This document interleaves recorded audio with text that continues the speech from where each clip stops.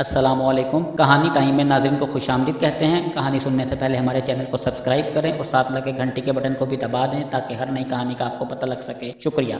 शुरू करते हैं आज की कहानी। कुछ दिन पहले किसी काम से एक करीबी मोहल्ले में मेरा जाना हुआ। दोपहर का वक्त था, गर्मी अरूज पर थी। गली में जनरल स्टोर टाइप दुकान देखी तो सोचा स्टिंग पीकर दिमागी तवाज़ुन ठंडा किया जाए। मैंने बाइक रोकी और दुकानदार के, जिसकी उम्र 50 के करीब थी, से यक स्टिंग तलब की और लेकर दुकान के बाहर शेड के नीचे साइड पर खड़ा होकर खुद को बूस्ट अप करने लगा।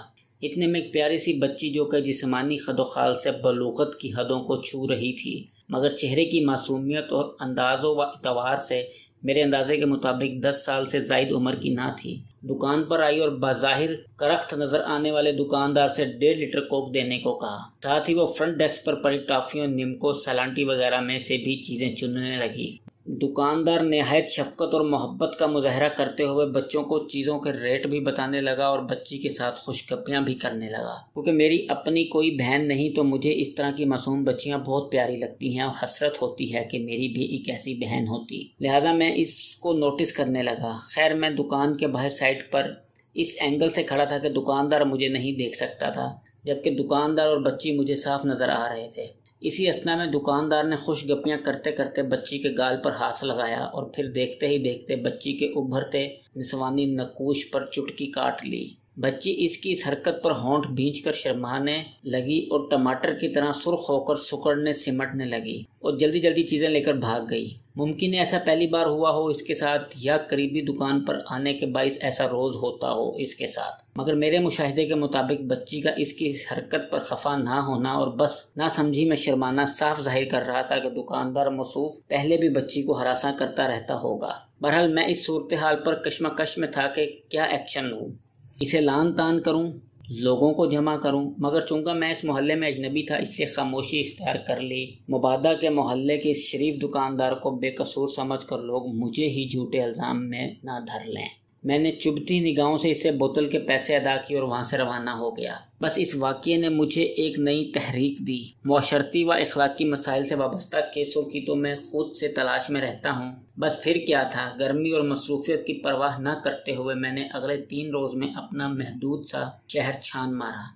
हत्तल मकदूर हर मोहल्ले की हर एक गली का विज़िट किया। जहाँ गली में दुकान नज़र आती और वहाँ छोटी बच्चियाँ भी मौजूद होती तो वहाँ रुक कर बहाने से कोई चीज़ लेता, या दुकानदार की नफ्सियात को परख कर मज़ीद मुशाहिदे के लिए बोतल भी पी लेता, जिसे ख़त्म करने में मुझे 15 मिनट ज़रूर लगते। फिर डायरी में दुकान का नाम और लोकेशन नोट करता और आगे निकल जाता। यूँ इस रिसर्च ऑपरेशन के 3 दिनों में मैंने 28 बोतलें पी और 70 अदद शाही मेवे, तुलसियाँ, हैबिट वाली टॉफ़ियाँ भी जमा की, मगर इससे हासिल होने वाला मुशाहिदा मेरे लिए किसी ख़जाने से कम ना था। दोस्तों, ज़्यादातर मस्जिदों के इमाम और स्कूल टीचर ही छोटे बच्चे और बच्चियों को जिनसी तौर पर हरासा करने में मशहूर हैं, मगर क्या आपने अपने गली मोहल्ले के दुकानदारों पर भी कभी गौर किया है? इनकी उम्र पर मत जाइएगा।